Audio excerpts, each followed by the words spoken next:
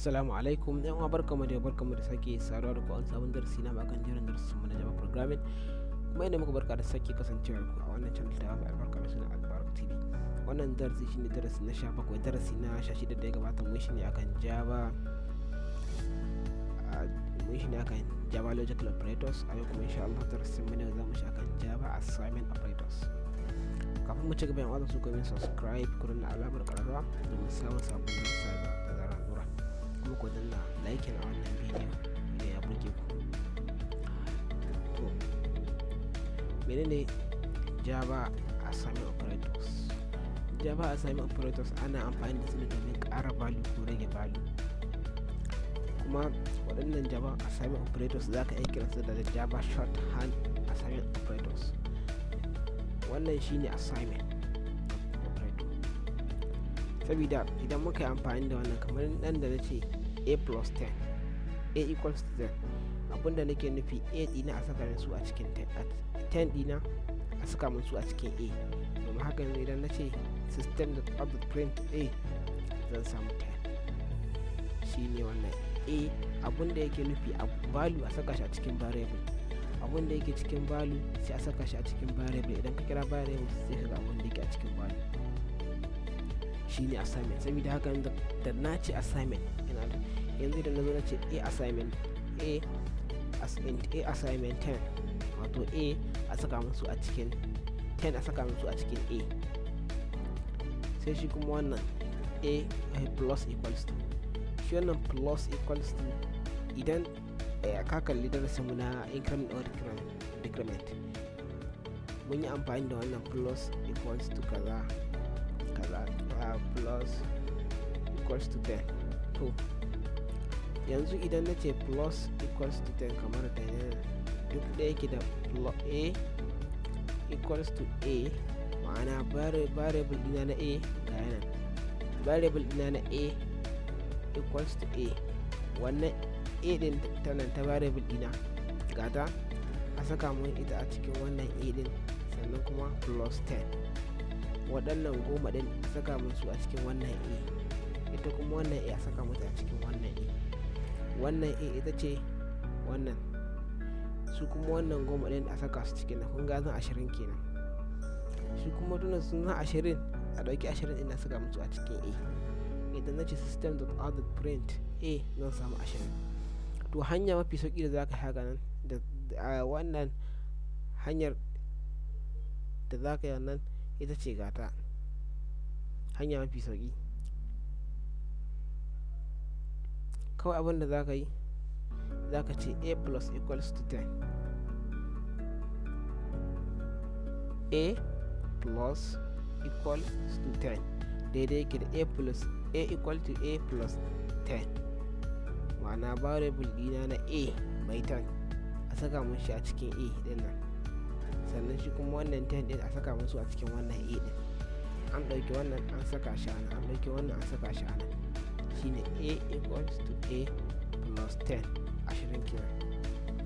to abinda zaka ba hanya mai sauki sai ka ce a plus equals to a, shi kuma wannan minus equals to, yanzu idan ina so in rage value dina wannan 10 din in rage shi sai in ce a equals to a minus 10, wato wannan variable dina na a ga yana minus 10 a cire goma daga ciki, sannan a saka mashi a cikin wannan a din, zan samu 0.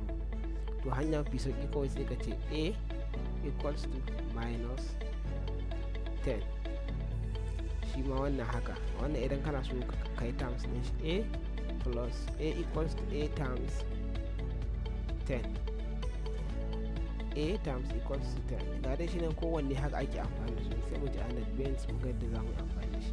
wannan shi ne darasin da muka yi wanda ya gabata. yanzu kawai sai mu zo int a equals to 10,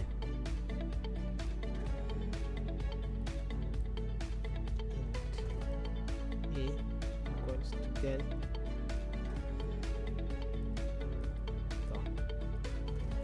yanzu idan na zo system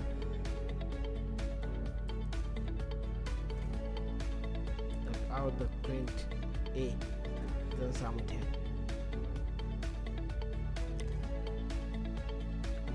ga 10. To yanzu hanyar da zan bi idan ina so in ƙara 10 a ciki, idan na zo na ce a equals to a plus 10, wato variable ɗina na a saka ga wani kuma a ɗita. Yanzu wannan variable na a gaya plus 10, sannan a saka mishi a cikin wannan a din. Yanzu zan samu 20. 20 to daidai yake da kace a plus equals to 10. Idan muka runa shi kun ga mun samu 20. sai kuma a minus, yanzu ina so in ce a minus a equals to 5 ko bari mu ce 10. variable ɗina na a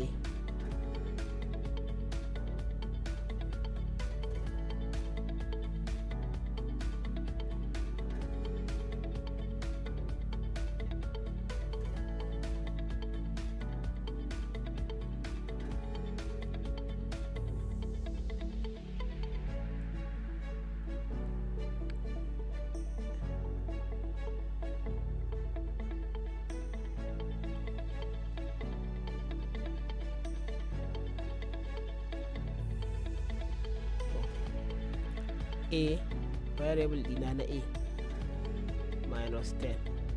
muna da a cikin variable ɗina na a yanzu ina da goma, na ce wannan a din to minus 10 suka mashi a cikin wannan a. idan na suka na print ga 0, to hanya fi sauki kawai sai yanzu kawai ce a minus equals to 10.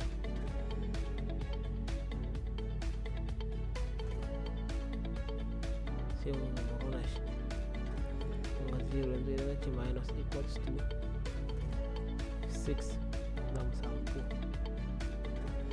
ga 4. to sai kuma yanzu idan na ce a equals to a times 10, wato a ita equals to a times 10, kun ga 100.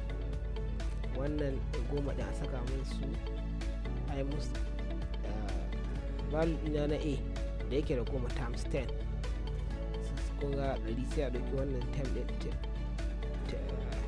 ɗin a saka min su a cikin wannan a ɗin.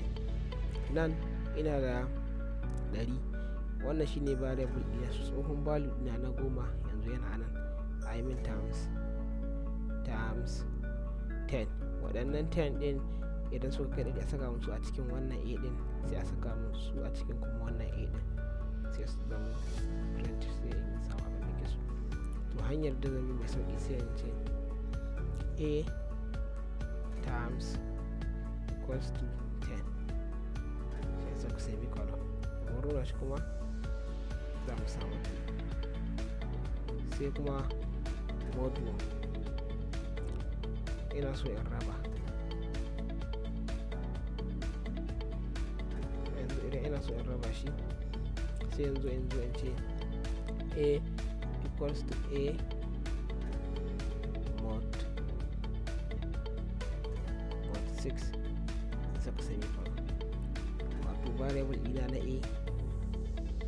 a raba shi sau 6.